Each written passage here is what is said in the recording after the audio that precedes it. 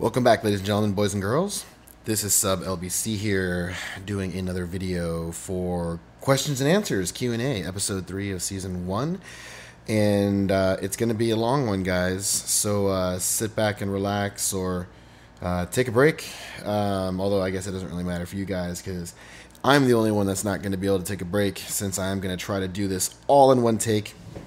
So one thing I want to say, though, before we get into the first question is for all you guys that do have YouTube aliases that want to be mentioned by your YouTube username, to put that in the very beginning of your message and not at the end. I notice a lot of you guys are putting them in at the end, but I don't read them from the bottom up. I start at the beginning, so sometimes I'll throw out an ambiguous name and then read through, and then at the end I see your YouTube username, and then I'm like, oh, well, at that point I can't say it, because I've already kind of used another name, So for all you guys that have YouTube usernames, just put it in the very beginning, and then that way I'll see it, and then right away I'll know what you want. And then that's pretty much that, guys. So let us begin. This is the very first question here. This comes from Charles. He says, I know you have made many videos of this in the past, and for the life of me, I never bothered to write any of it down. However, now that I'm serious about growing herbs for patients in Arizona, and it's legal for me to do so, I would like to know what nutrients you use and at what recommended strength. I'm trying to start this business venture with clones first to build up some capital to do flowering, and then find a new apartment that I will have more privacy. Thank you for your time and knowledge. Okay, well, the only reason why I'm going to answer this question is because I do say in my videos that if you want to have your question answered, then, send it here. So I'm going to answer the question.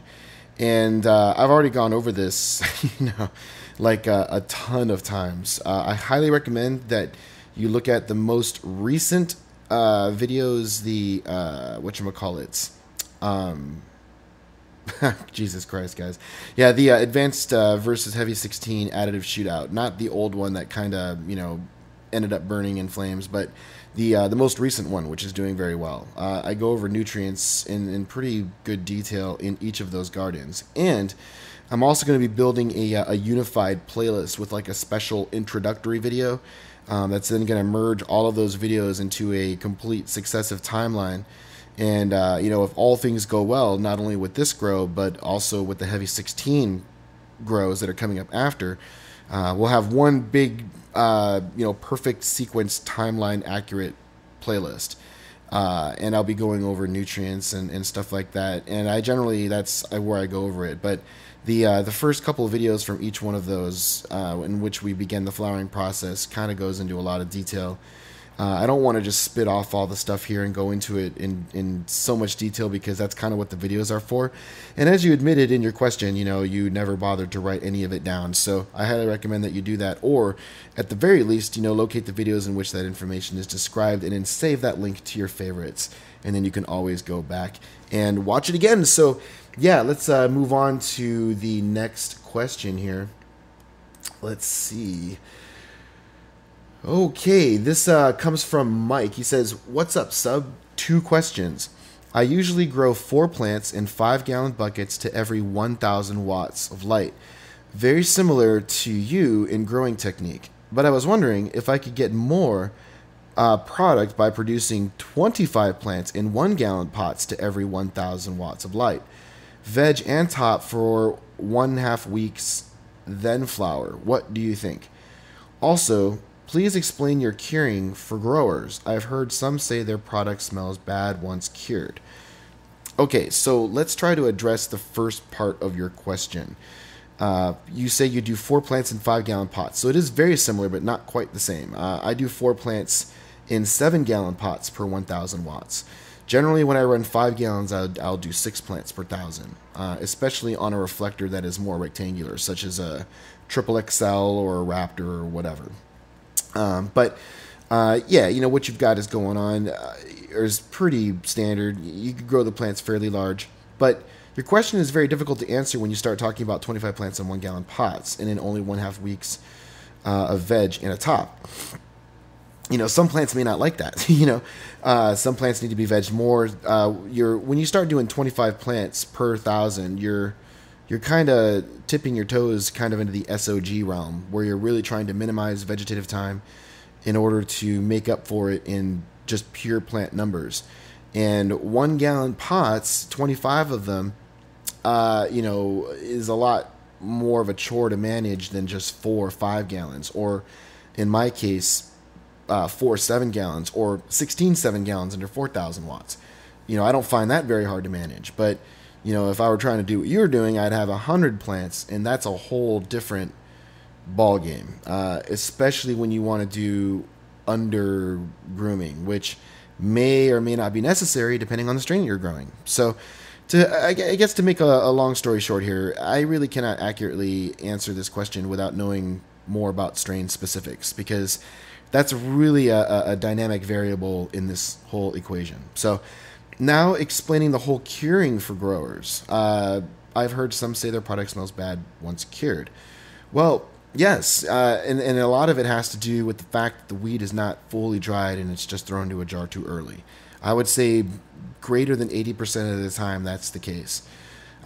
Bud can be over dried, but generally if the bud is really, really good, especially with dense growing strains, and not even necessarily that, like if you just pack on thick buds with a lot of oils and it's a very tightly packed, very layered bud, and you're drying in relatively moderate temperatures, you really have to go many days overboard to over dry good herb. If it doesn't come out so great, then that window of opportunity kind of diminishes. My best experience is generally you want to dry your herb generally as cool as possible, but not too cold. I would say that a good temperature for drying probably would be, somewhere in the same range as what the good temperatures for growing would be, but minus the lamps, obviously. But anywhere between 72 to 75 degrees is very good, with very moderate to minimal air movement in a dry tent. A grow tent, essentially, used strictly for drying, I think works really great. Fan speed controller with a duct booster fan is generally adequate. You can run inline fans as well. It's a little overkill, but they work really well, so you could go either way.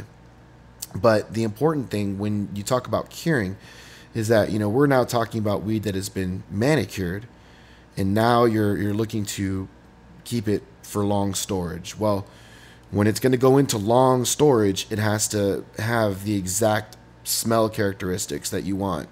And that is generally going to be achieved only when the herb is properly dried and manicured. You've gotten all the stems out of it. You've gotten a majority of the fan leaf material that is very, very low in trichome density. A majority of that shit is gone. I mean, you're really trimming it down to the best of the best part of the plant, And then at that point, when it's properly dried and your smell characteristics are exactly where they should be, and they're as dry as they should be, then you want to cure. And sometimes you might want to over dry just a little bit, because there's a lot of moisture that is packed inside of those ultra dense buds, especially at the core of the stem. And the whole point of curing is to really create a 100% or near 100% consistency of moisture throughout the bud. Keeping in mind, the amount of moisture that has to be in the bud before you start the process. And then as that moisture spreads, it starts to vent through the buds, and you burp it out. And then when the consistency is reached, then you're essentially locking it in. And, a lot of guys just put the bud into the jar, and then it's too wet, and then just leave it sealed, or forget to burp, or don't burp enough. You know what I'm saying? And it's wasn't well prepared to go into curing jars. And then after time, that moisture that just gets locked in will just kind of kill what it is you're trying to preserve. And this is really where the whole connoisseur aspect of growing comes in. The real nuanced things. You can get down the line all the way to this point in the process and really taint your quality. I mean, seriously, you could be hitting a grand slam in quality and yield and all that, and then you hit the curing portion and it's like, oh, fuck. And to be honest, I'm kind of getting away from curing jars as a method, period, only because the stuff I don't do a lot of long-term storage, and I can just keep things in 2-gallon bags, like turkey bags essentially, and they hold up pretty well in that, even semi long-term, and I can mass burp a lot of herb and guarantee, and it's not as tedious as going through all of these pint jars or whatever the fuck, which is obviously really annoying for anyone that's had to deal with 5 or plus pounds and those little mason jars. It's a real pain in the ass to have to burp all of those multiple times daily. You know what I'm saying? So, I hope that information was useful. Maybe I can expand more on the subject later. So, let's move along here to the next Q&A question. All right, this is from Sig, I guess I'll say. Thanks for the breakdown on the Q&A vid. What brand do you use? I see there are a few on the market. Thanks. He's referring to imidacloprid, by the way. And, I'll just answer that question first, and then he's going to mention more things. So, I don't really know what brand it is, to be honest. I've just recently released Weapons of War video. I'm sure you've seen it. If not, it's there. You obviously had not seen that video by the time I'm answering this question. But basically, I just buy it in a concentrate form, and the hydro store that I get it from, they have it in the big bottles, and they just weigh them out, 10 mils at a time or whatever. So to be terribly honest, I don't know what brand it is, and I don't even know what the percentage of purity is offhand, but I know it's very pure, compared to the green light, which I also showed in the video, way purer than that. And obviously you can use it at much lower dosages, but it works great. I really love it. And I like the fact that it's a one-time app, and, I use it on mothers and early clones, but that's it. The moment they get transplanted to 4-inch rock, I'm not about using any type of systemic that goes directly into the roots. For the mother plants, it obviously. And even then, I don't even use it until I visually see problems. I'm flooding in and I see it, the water level goes up and there's all those little insects floating around. I'm like, and I wait a little bit and then I hit them. But yeah, one-time, lifetime treatment is great. So moving on. He says, other than the nutrients you run in the shootout vids, what are your go-to products like Sub's new lineup? Maybe elaborate on some of your favorite product combinations. And he goes on to say, ever thought of an organic versus vid, a single plant side by side like you have done in the past? Nectar from the Gods line or something similar versus, say, Psycho. Both come in kits. Okay, well, talking about the first part of the question, go-to products. Well, I think one of the things about me and my videos and my channel is that I don't really have go-tos. I kind of did. I was a big fan of Botanicare early on, and I still use a lot of Botanicare products. And right now, I'm going through Heavy 16. I ran through Advanced Nutrients for a while. I was running Psycho for a while. I ran Soul Synthetics for a couple grows, I think. So I've been through a lot of stuff, and with the nutrient shootout, even more things. But I guess what I'm trying to say is I don't really have any go-to products. Other than whatever is good, even when it comes to enzymes, I'm running Psychozyme in veg, I'm running Hygrozyme in flower, and I still run, or I was running Liquid Karma, and that was a product I used for years, and now I'm using Prime Enhancer, and in flower, and I'm using Uptake in veg, and eventually going to start using Prime Enhancer in veg. So you can see I'm obviously starting to, really take on Heavy 16 products right now, only because the base nutrients are amazingly cheap. I'm running them in flowering mostly right now, and I think hopefully I'll be making upgrades to my watering system to really accommodate the line. But I was really impressed with the results that I got with it over at Site B, and I want to explore further. But that's not to say that I'll find something else. I really don't have any go-to product at all. I've just used everything now, and it would take something pretty amazing for me to just say, oh shit, I'm gonna jump over, and I thought so far that I saw some pretty amazing stuff with Heavy 16, but then the heat wave came, and then now it's difficult to gauge results. So these next two SFVOG grows at both the Moneymaker and Site B, I think, are really important. to see, and maybe it'll become quite clearer because we're going to really see these products in action. The heavy 16 bases running with advanced across the board. Then we're going to put it up against fire, and then I'll probably be able to answer your question a little bit more clearly after that. But that's obviously going to be a couple months from now. Now, as far as an organic vid, no, I don't really plan on doing that, especially not what is described here in your statement. Single plant side by side. Those nutrient shootouts were kind of fun, but from a scientific standpoint, it's very laughable. Very very laughable. In fact, even with what I'm doing now, it's laughable. Especially when you consider that I'm going to be doing some earlier toppings and pinching and probably doing some more advanced stuff in veg to try to engage more or try to cause more of a bushy growth from the SFE. And those changes are probably going to really help out fire when the grow comes down. But we'll see, what I'm saying? But even just by doing those little things, it kind of makes the whole shootout laughable. I mean, if I really wanted to be ultra serious, I would try to veg in, exactly the same way at both gardens for the test. But the problem with that is that, these are production commercial gardens. These aren't, it's nice to experiment, and there are experiments you can run because I do have these 2 independent gardens. But at the same time, we really have to try to improve with every grow. There's no reason to, duplicate a mediocre result, especially if we know the result's mediocre. And I'm not saying that the results that are mediocre right now with what we're doing, because I think quality is gonna be amazing. But yield-wise, obviously, it could be maybe looked at as mediocre, considering how much more yield could be gained from pinching and additional topping and extending the veg period a little bit for the up-and-coming SFE grows after advanced nutrients is over. So, I'm saying that's even kind of crappy. So the whole single plant thing is obviously a joke, and there would be nothing to be learned from it at all whatsoever. And I don't plan on using organics on a 4,000 watt system.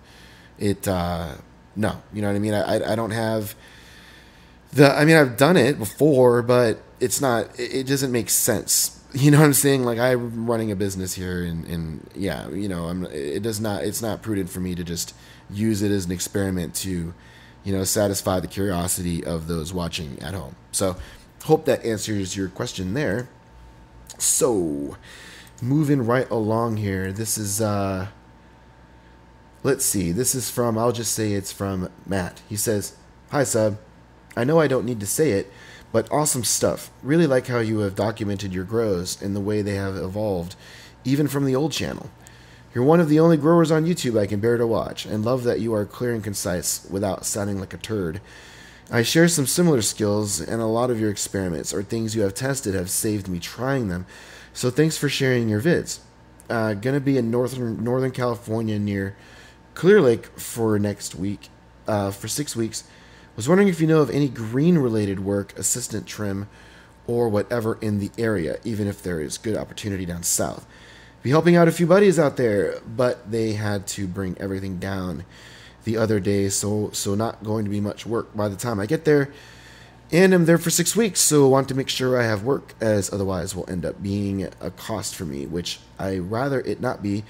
Plus, my family and me are hoping to relocate to Cali, or if visa doesn't permit, although should not be an issue, even Vancouver next year, as a medical patient out there. So it would be awesome to make some connections beforehand." Sorry. Keep up the awesome show. Really like the Q&A idea. It's going to be really helpful to many. Matt. Well, unfortunately, no. I don't really know of anything going on in NorCal. As far as SoCal is concerned, same thing. Cutting crew is actually pretty packed, and it's been something that I've been building on for a long time, so there's always like this close iota of people to work with, and there's really no reason for me to bring on new unless I absolutely need to. And it's one of those things. It's kind of like with the clones, like I would love to bring on more people, more growers who need things, but in fact the inverse has happened. A lot of people I can't work with anymore, because there's just not enough to go around, and I'm just like, fuck, what am I supposed to do? So yeah, it's pretty much the same thing. So it's getting kind of weird, But I know there's a lot of work up in that area. I mean, I know people personally that travel back and forth from like down here to up there, and to be honest, they really like the indoor stuff better because it's more consistent year round, and because of the way I do my things, they're very compartmentalized. So we're not like going crazy on a huge one. We knock out one in one night, and we manicure it up a couple days, and it's very easy scheduling wise for most. So it works out pretty well, I guess. But I wish I could be of more help. I guess that's all I can really say about that. But thanks for watching the videos. I'm glad you appreciate the content. So let's see what we got next here on Q&A. Let's see.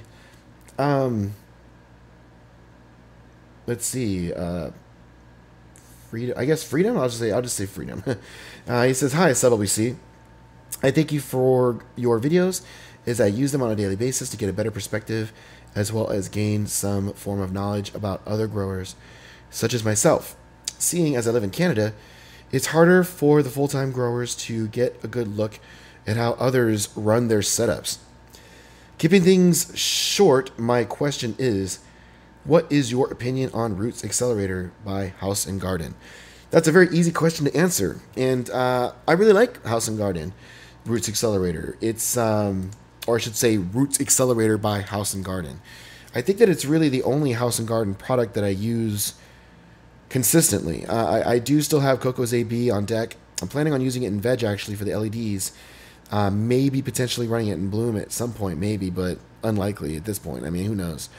But I really like Roots Excelerator, but because of its cost, I really only use it for one specific thing, and that is for pre-rock wool soaking. There's a whole pre-rock wool soaking regimen that I used for, basically getting the rock wool ready for taking cuttings. We take cuttings and we obviously set them in 2-inch Grodan cubes, the ones with the plastic wrap. But there's a lot of things that we use, and Roots Excelerator is one of those core products, along with like Great White, and kind of Orca now is becoming one of those, main products. But yeah, I really like it, but I don't know if it's something that I would necessarily recommend that people use on a widespread basis, like giving it to all your flowering plants through like most weeks of flowering.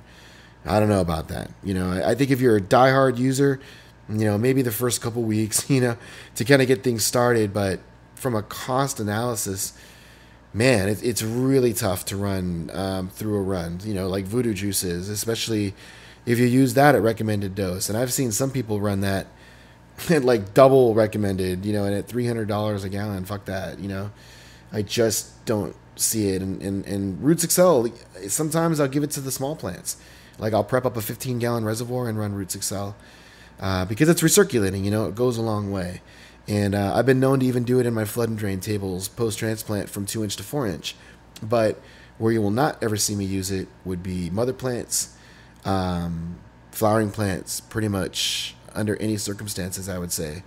But other than that, I really like the product. So I hope that answers your question. So moving right along to the next question, ladies and gentlemen. This is from Hendizzle. Yes. He says, "Glad to see Q&A is back. I have a few questions. I'm growing a purple strain, Grape Ape. I'm using a CO2 generator. At what week of the flowering cycle is CO2 no longer effective?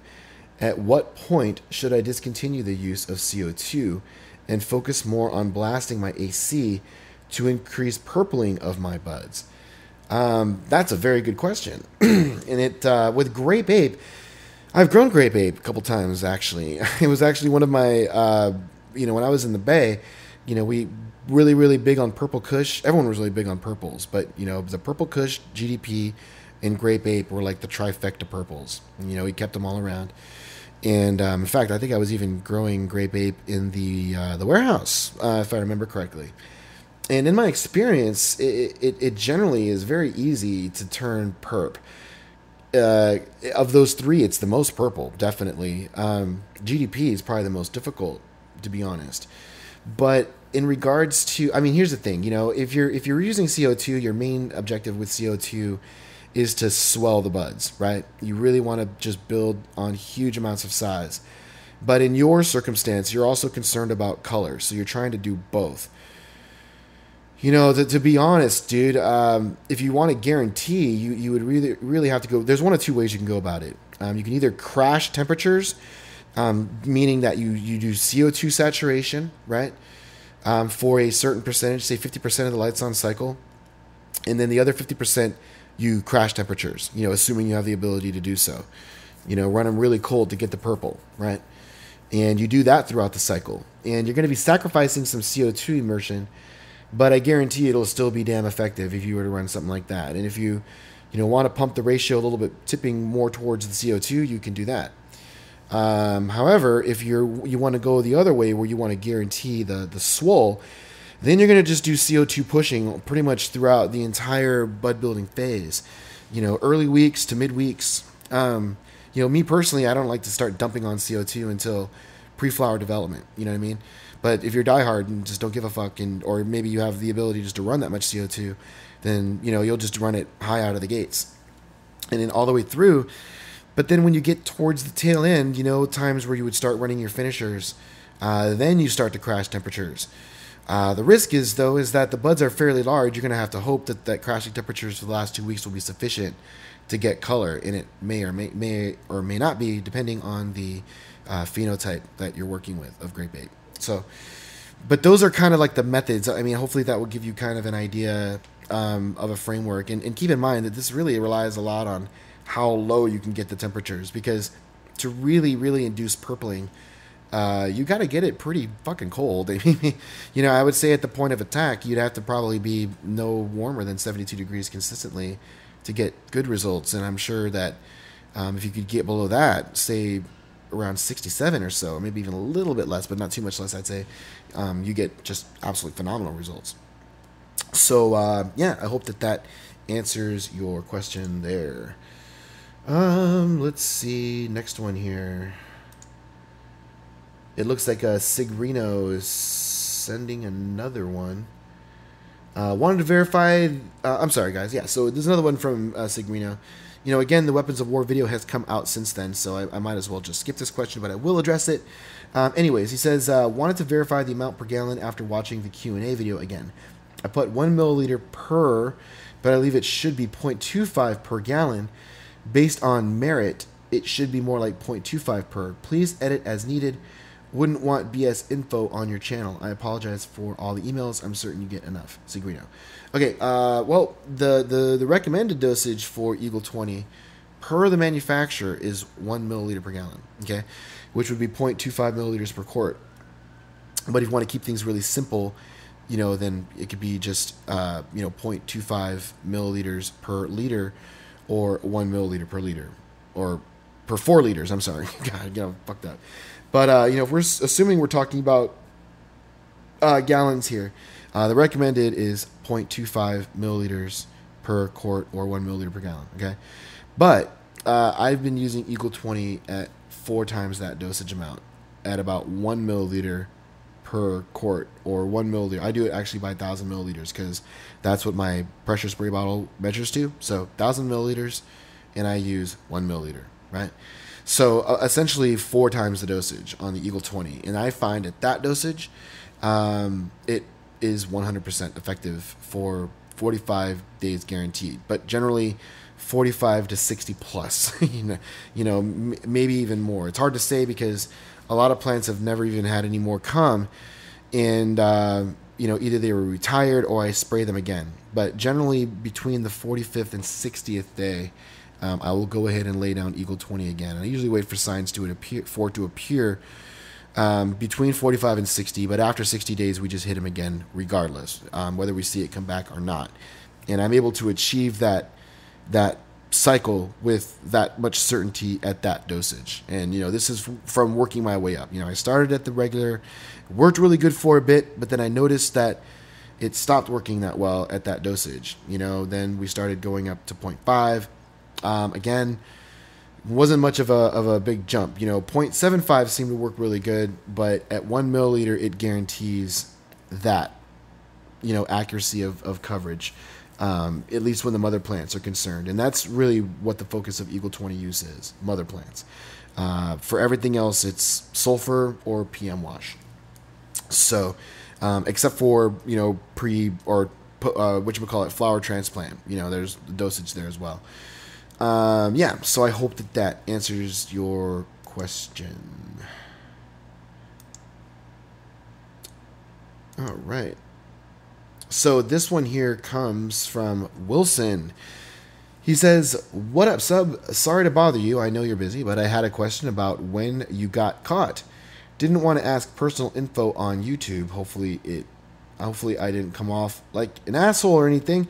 I've watched hundreds of YouTube grow videos. I've even watched yours since the beginning, Blue Dream days, and I never said a word till now. Basically, a buddy and me over this past 2 years have trained ourselves with your vids, a lot of trial and error, how to produce our own product. So my question is, when you got caught, did a buddy or family member snitch on you? I only ask this question because now that I'm ready to step up my game without my partner because he's lazy, the get started part is, should I start with dispensaries, open my own delivery service, or find people who would be willing to take my product off my hands? Well, let's try to address all three of these. About when? About 2009. That's about as in detail as I want to get on that. I think it was 2009 anyways. Yeah, whatever. Let's see. Now, did a family member or buddy snitch on you? No. No. In fact, under no circumstances at any point ever did I ever get snitched on when it involved herbs. And I've gotten to little tangos more than once. I've been dealing with herbs for like many, many years, even before I was growing, and kind of back when it wasn't so legal and it was like a real fucking problem. And you're trying to work in the corporate world and you're fighting a stupid ass case over like a couple ounces. You know what I'm saying? It's ridiculous, dude. The fucking shit's ridiculous. But yeah, I mean, every fucking case was just fucked. And I was to blame in pretty much every scenario. Don't want to go into too many details, only to say that, I don't blame on a snitch. I know I hear that a lot, but in my situation personally, I fucked up pretty much every single time. Yeah, like thinking through it. Yeah, I fucked up. There's why. And then here I pretty much fucked up again. Although I will say that with one instance, I fucked up, but, a club that I was working with was under a lot of heat, I guess, because there was, like, a lot of things going on in the club outside of herbs, supposedly. So, and they were operating in an area of SoCal that was just, kind of battling harder than others. You know what I mean? It was a kind of a hostile area, and, I wasn't really too aware of, really the situation, and it was a learning experience. Every single one of these instances is a learning experience. But, as I've said in previous videos, when this keeps happening to people like me, we start to become radicalized, more so. And by this happening to me over and over again, it doesn't make me go, oh, okay, I've been busted so many times and now I'm just going to back down and be a good little citizen and become just a little wage slave and, work myself to death doing something I hate for the rest of my life. No, it was quite the opposite reaction. And if something really bad were to happen again, and it would be even like a crazier reaction next time, who knows? But, it's one of the main reasons why I make these videos is because it's like payback.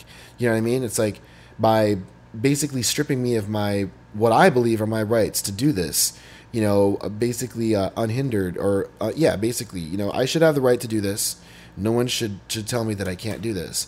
And by taking away those rights, making these videos is payback, because then thousands of people watch these videos, and they're not just crappy videos where I'm just, soapboxing all day long and, I soapbox sometimes, obviously, but, like I really want to just spread as much knowledge as I can about this to empower, my people. This is essentially, I have more of a cultural link to cannabis growers than I do to anything else. You know what I'm saying? Whether it be, I think the only other link that I have culturally that's stronger than growing is just being maybe an American, but even that is becoming less and less relevant. So, yeah, so that's all I got to say basically about that. Now, let's see, what else do you go on about? Let's see. Should you start with dispensaries, open up your own delivery service, or find people who would be willing to take my product off my hands? Well, I don't know. I mean, I have no idea on that one. It could be one of those things. It could be all three of those things. It could be only two of three of those things.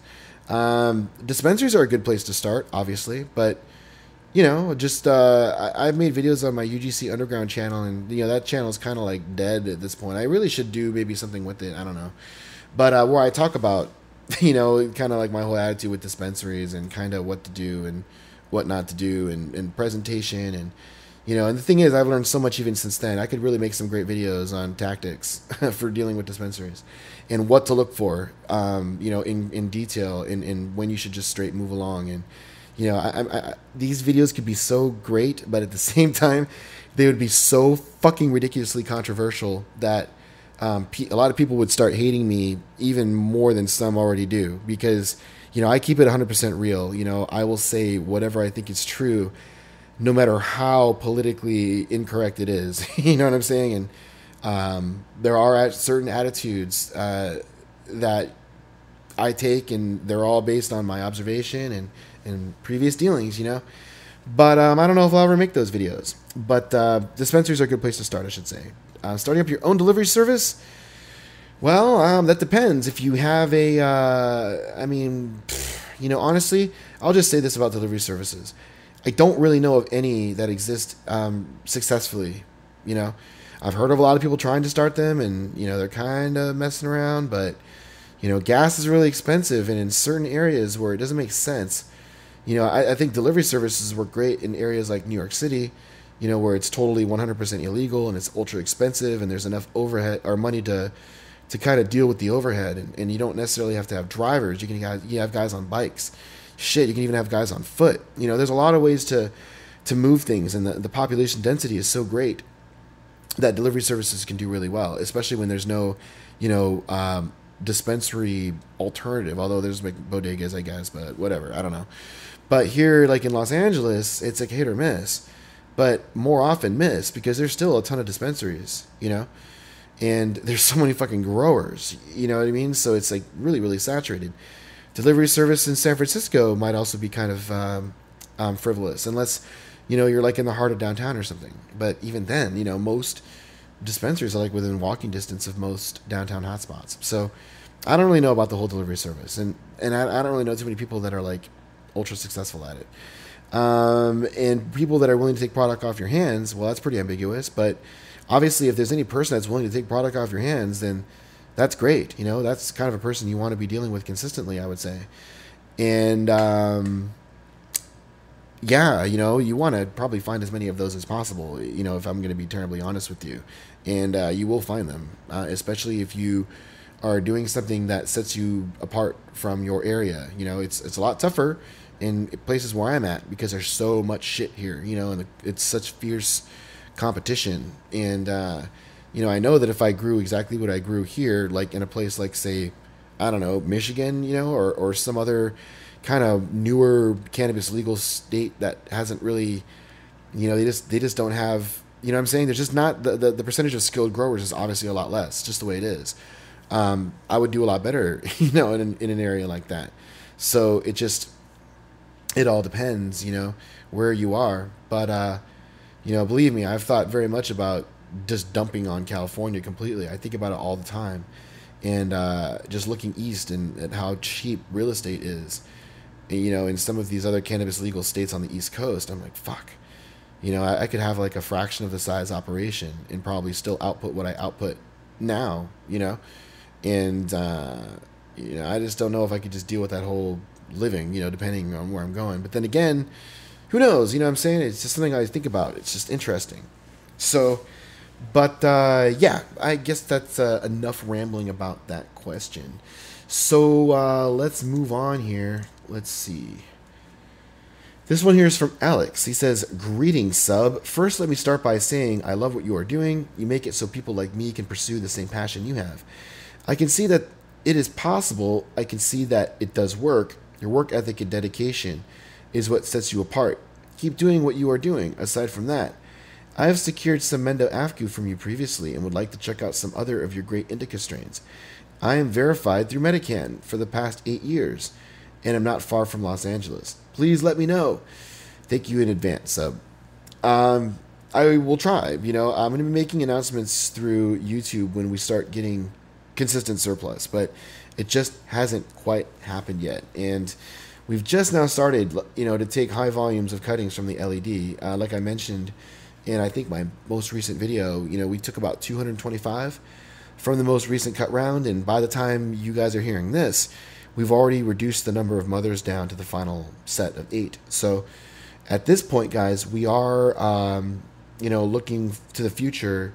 It's possible that the cuttings that we take from the LED plants next will be the ones that will probably make up the surplus that will start becoming available to other people. And like I said, when that does happen, we will be announcing it here at YouTube, and then we'll go into detail about how you can get your hands on some of these other strains. Because I don't work with any dispensaries for live plants, and for good reason, and I've talked about that.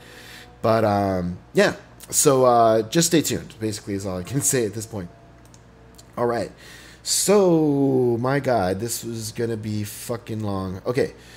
This one here is from Vince, and go ahead and give me a moment here to just kind of collect myself for this novel here. Hold on.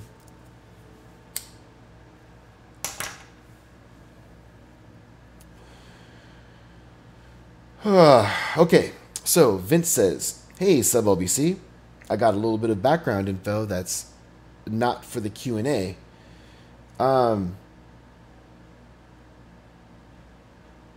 Hold on a second here.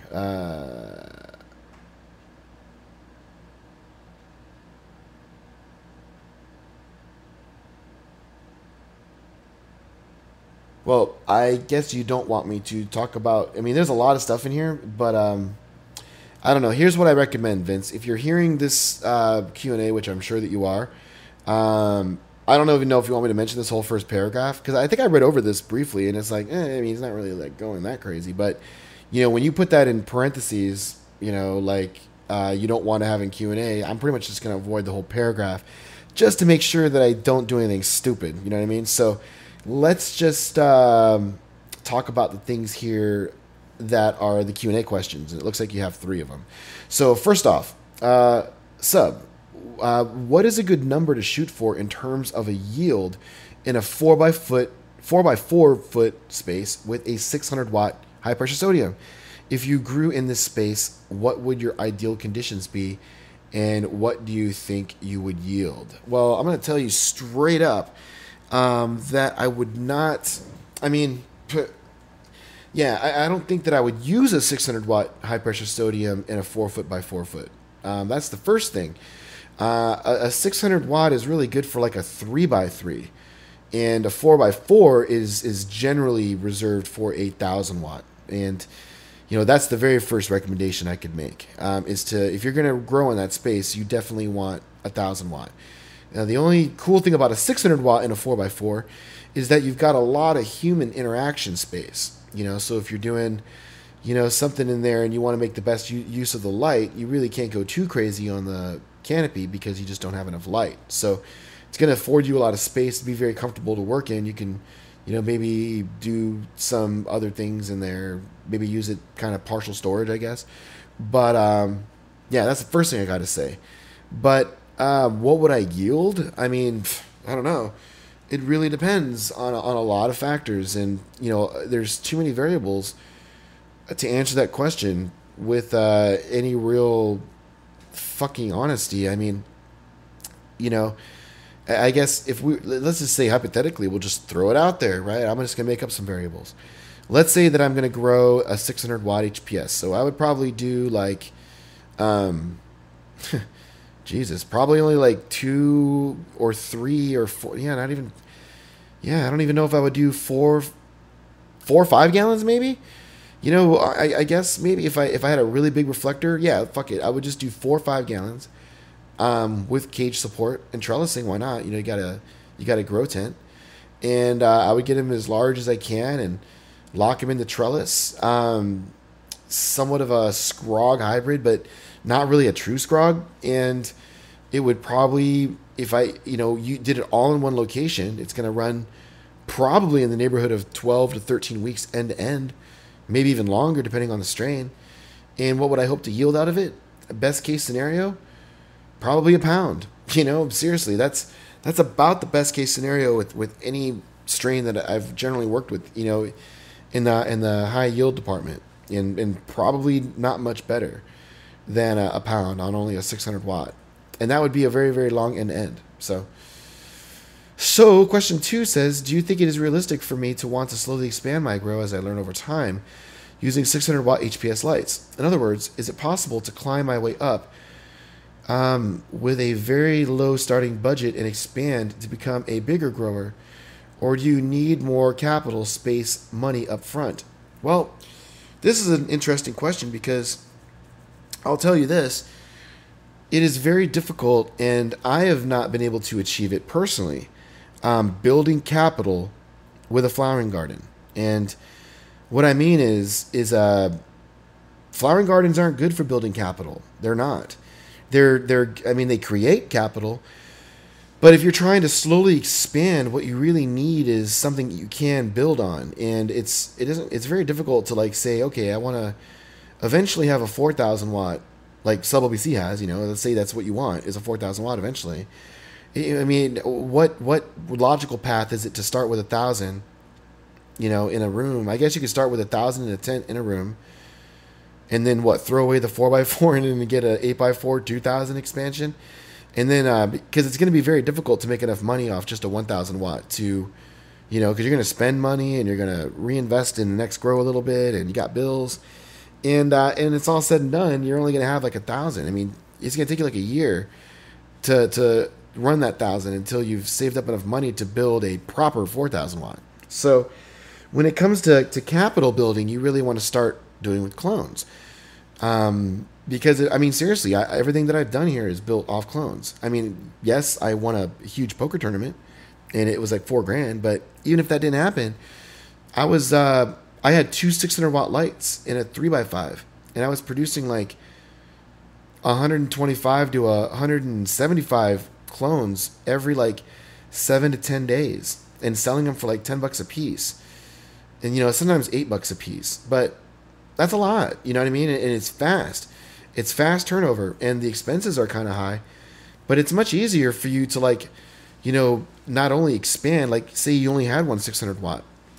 Well, you start cloning a little bit, and then you buy a couple little dinky strip lights, and you're just building. But as you bring in more money, you can build on that. You get another 600 watt. And then eventually when you have more dinky little strips and 2 600 watts with huge mothers, and then you're making pretty good income on it, you're hey, you start buying little sets of gear at a time. Start with the ballasts, over the course of the next couple months, get a couple reflectors, and keep in mind that you're making money the whole way, a lot more than you would have been making on a flowering garden, mind you. And then when it's all said and done, probably over the course of maybe only a year, you'll have a proper 4,000 watt garden. You know what I mean? And a good viable income the whole way. And that's the way I do it. You know what I'm saying? A lot of growers start, they're hey, I want to flower, and that's all I want to do. And I never, that's retarded to me. You know what I'm saying? If I ever had to start from scratch again, I'm not building a flowering garden. The very first thing I'm going to do is build a mother plant, and do clones again. And then I expand on that until that gets bustling. And then once that's just going crazy, then I start building flowering gardens, because I got, the liquid to do it. And it's really, really easy. You just throw them out. $3,000. Generally, I can get one thrown out pretty quick. But to do it proper, you need say at least $4,000, and you will probably get some used gear. And I don't recommend necessarily buying everything brand new if you can avoid it. But you know what I'm saying? It's going to be difficult to build your operation flowering on just a 600 watt. And your upgrade path is going to be difficult. You know, you're going to be kind of in a situation where, you know, if you have a 4x4 and a 600, you might just go from a 600 to a 1200, flower at that for a while until you have enough money to expand. Because, you know, from 1200 watts, the only logical move is a 4000 watt. I mean, the 4000 watt is the core. You get one of the 4000 watt system running, and, you know, then you can use your little tent to veg for your 4000. And then you're just killing it. You know what I'm saying? So let's see here. Lastly, question 3 says, I've been thinking about legalization. Morally, I feel in favor of fully legalizing, but do you think cannabis semi-illegally, or do you think cannabis's semi-illegal illegality, social stigma, is the only thing keeping the price where it is? In other words, it is fully legalized, will supply rise so greatly that prices will be driven down. How do you feel about these conflicts? As I'm sure growers would like the price to maintain stability. Well, I really just answered that question in question 2. I don't give a fuck.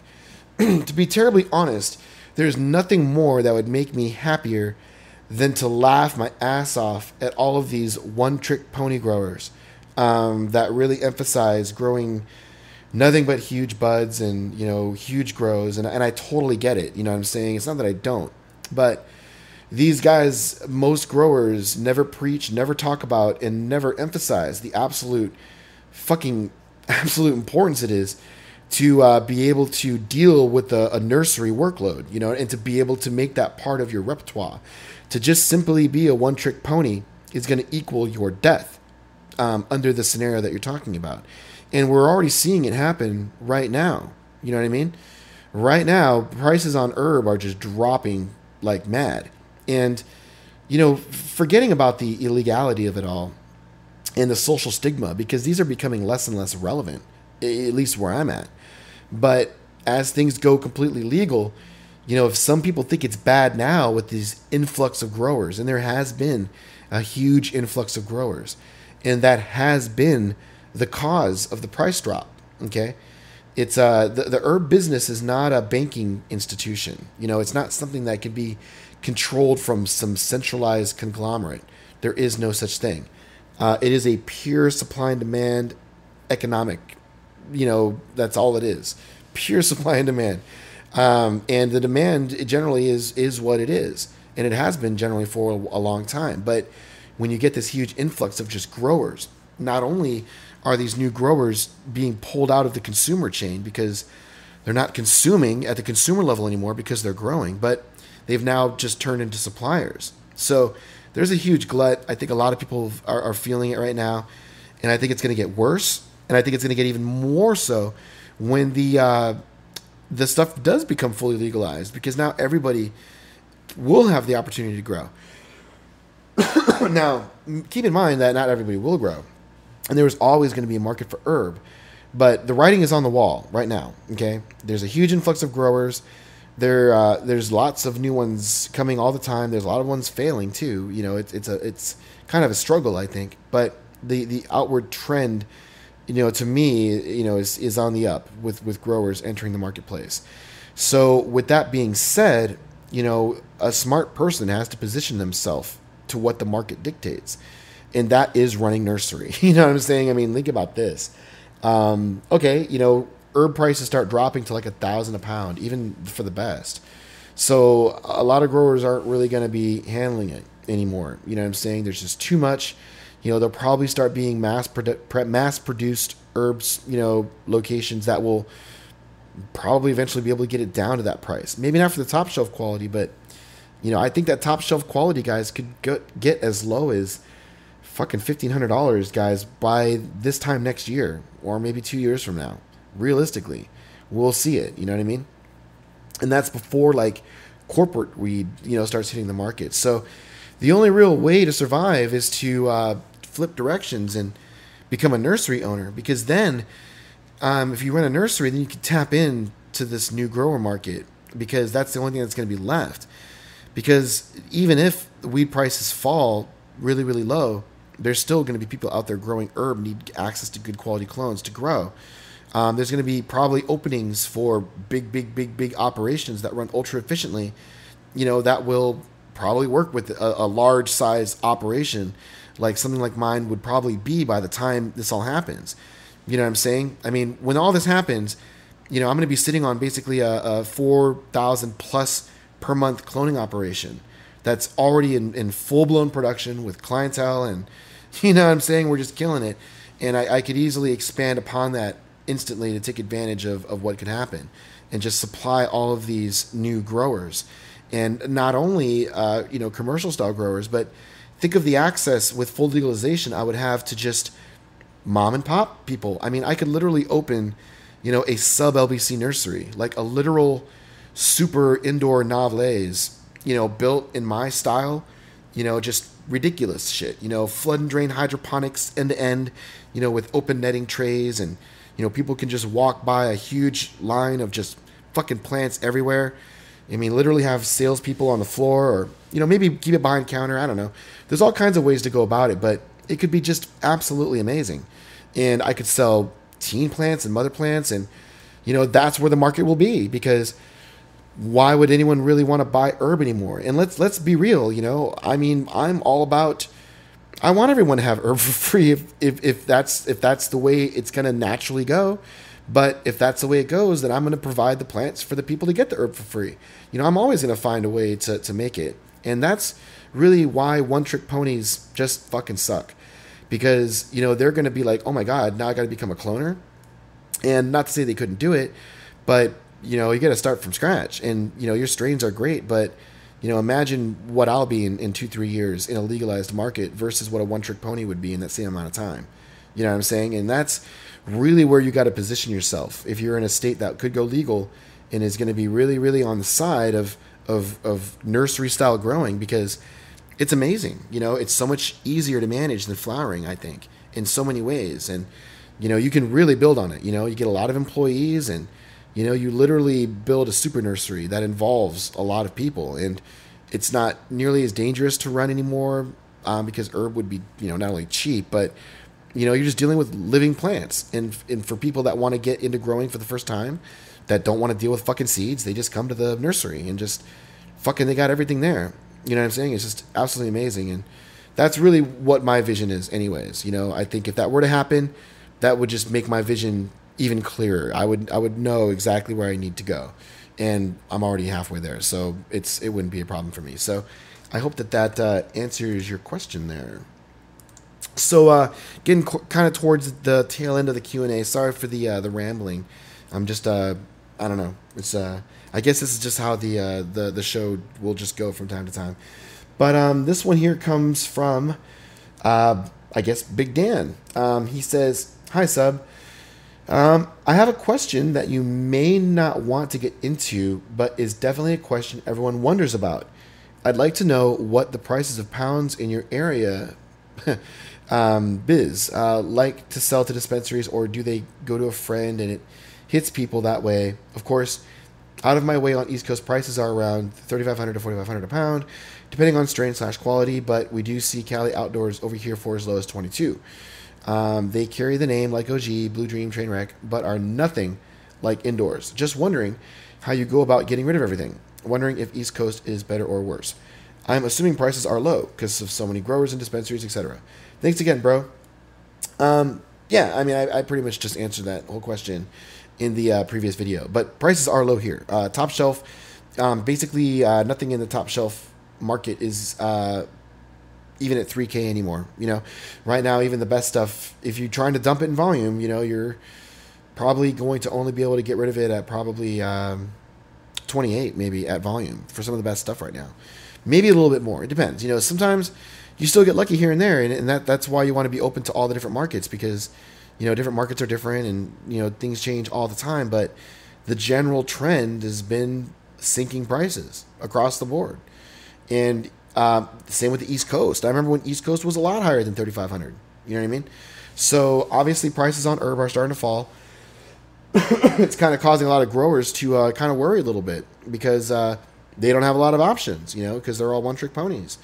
And it's difficult. I mean, I will admit, it's difficult to have to change the dynamic of your business over to cloning, because, you have to, do a lot of things you've never done before, and it's a whole nuanced business, and you're going to be up against some stiff competition. Like, because I'll swear to God, guys, if the market looks like it's going to start shifting that way, you're going to see me literally tear down all my flowering gardens and convert them to veg.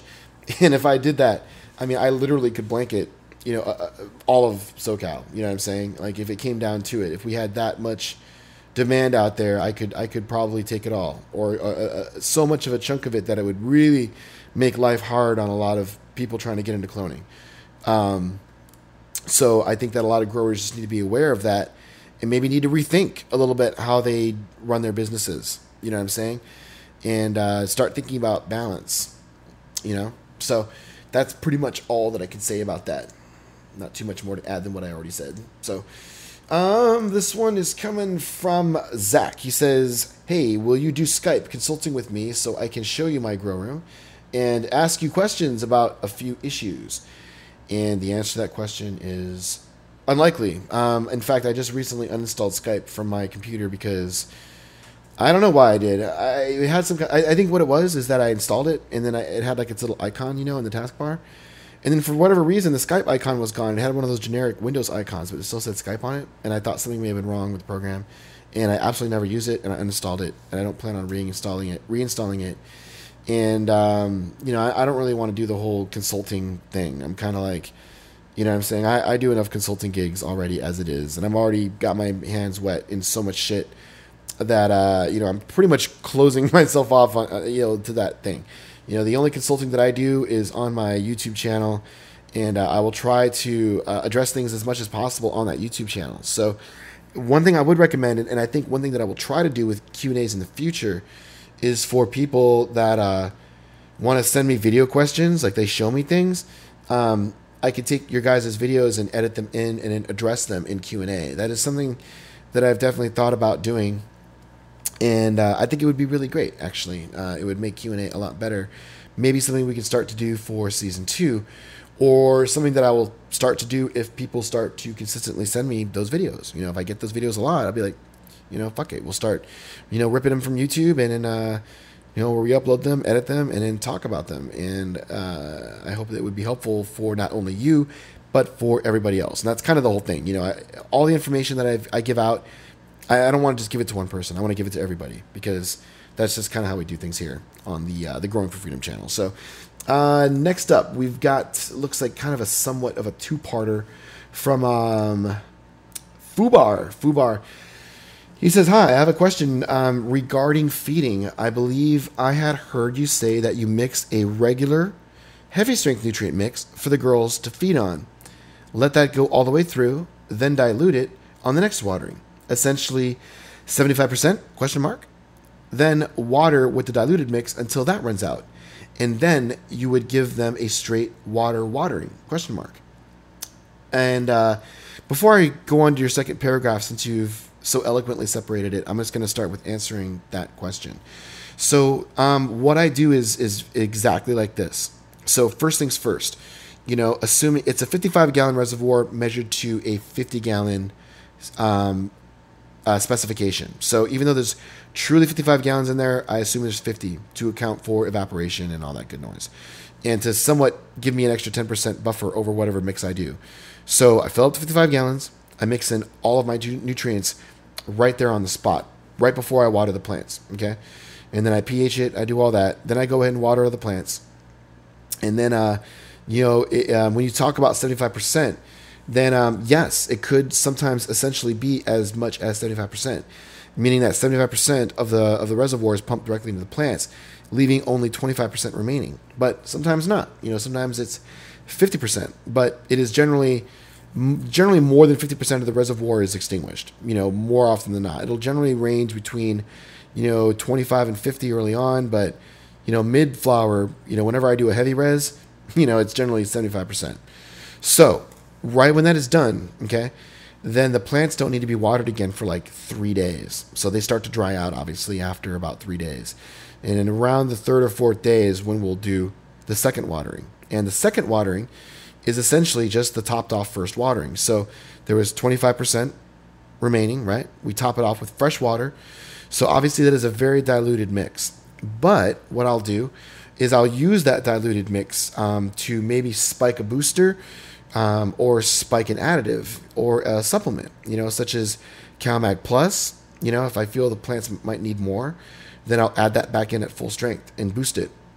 So there'll be a much higher proportion of CalMag, but very, very low proportions of everything else. So it basically is, exposing it to that specific nutrient. And of course, the pH is set accordingly to optimize the uptake of that. And sometimes, I'll do a big bud booster, like for instance, on the, the moneymaker that I'm doing right now. We're pretty much on the last big bud reservoir, and we just topped it off. But the big bud only has maybe 200 mils left in the bottle, so I just go ahead and pour it in the topped off res, and I'm going to be switching over to overdrive anyways. But I'll give it a little bit of a big bud booster in transition. So essentially that diluted reservoir is nice as a transitionary res to add something to maybe make up for a deficiency or to do kind of whatever you want without really risking danger to the plants because the reservoir is so diluted. Now, once the diluted reservoir is ready to be used, then I'll go ahead and use that diluted reservoir and water the fuck out of the plants to the same flood saturation that I do on the heavy watering. But once that watering is completed, the remainder of the reservoir is then dumped. So I'm not using that diluted reservoir on a consecutive watering. The next watering after the diluted is always going to be the heavy watering. So they're perfectly staggered. Full strength res, diluted res, full strength res, diluted res. And then eventually when you get towards the end, you're going to be, full strength res, diluted res, flush. You know what I'm saying? So that diluted res will always act as kind of a go-between, as you're tapering down to flush. So, So moving right along here to your other paragraph or other question. It says, a little background. I run in 7-gallon pots using RO water base. I ask because I'm running soil and I have noticed some deficiencies in flowering lately. I believe due to the cooler weather and longer time between waterings. I have right now to where I am watering either water food every 4 to 5 days. Normally feed every other time I give them water. Then the rest of the time just give them straight water at 0 EC. Would it be better to give them a more mixed feeding cycle, such as heavy light water only? I think the long delay between water food is causing some deficiencies. Thanks, man. I appreciate it. Well, this depends on a lot of things. You're running a pretty decent pot size, but generally speaking, long delays between waterings generally won't cause deficiencies. And if you are getting them, to be honest, I can't really answer this question with any honesty without knowing what you're running soil-wise. And I noticed that you're running a second email. So so he sends me a PS. He says, also, I should note I am using Sunshine Advanced Mix number 4 with no nutrients in soil and Pro Mix mixed at 50-50 ratio. Thanks. Well, I'm going to be terribly honest with you. I'm not really much of an expert with soil growing. And, generally speaking, I've never really had deficiencies growing in soil. The soil that I have the most experience with is the Fox Farm Oceans Forest and Root Organics soil, with the Root Organics being by far my favorite. It's just fucking amazing. But I feed them hydroponically, though. I feed my hydroponic newts, or I'll use like Botanicare Pure Blend Pro with a couple hard supplements. But generally speaking, if you are noticing deficiencies in flowering, then you can do one of two things. Either feed with every watering and see if that corrects it, or step up the amount of waterings, or cut down the interval between waterings. But generally speaking, when I see plants dry out, especially in soil in a big pot, it's not a bad thing. That's kind of when their oxygen uptake really goes crazy, is as they're drying off, that little window before they're about to get like dry to the point of stress where they start limping. And that's really when the uptake is just on the super rise. And I've noticed this especially when running the sorry about that, guys. Hearing some crazy noise. When running the Roots Organic soil. So, that's just I guess if I have grown with Sunshine Mix, number 4 mixed with whatever it is that is. I'm sorry. The Sunshine Mix and the Pro Mix, I mean, I'd know a little bit more about it. I mean, I'm familiar with the advanced mix number 4, its consistency, but I've just never used it really firsthand. I only really have experience with these two specific soils. So, like I said, that's the only real things you can try. Cut down watering intervals or try feeding with every watering to see if it steps it up. Make sure, of course, that your pH is good. Generally higher when you're in these types of soilless mixes, but not too high. But I generally hear that 6.8 or so is fairly good for these types of mixes, and that's generally where I run my pH when I was running the Fox Farms Oceans Forest or the Roots Organics. So I think we are finally at the very, very last question, and this comes from Bear State. He just says, "Sub, how can I get your clones?" Well, right now, you probably can't, to be honest. And like I've already said previously here in the Q&As, that I will be making announcements on YouTube as to when that's going to be happening and the process involved in getting access to the clones. So that's it, guys. That's the very last question here of Q&A. So if you do want to have your question answered on Q&A, please email it to sublbcqanda@gmail.com. And that's it, guys. I hope you enjoyed it. See you all next time.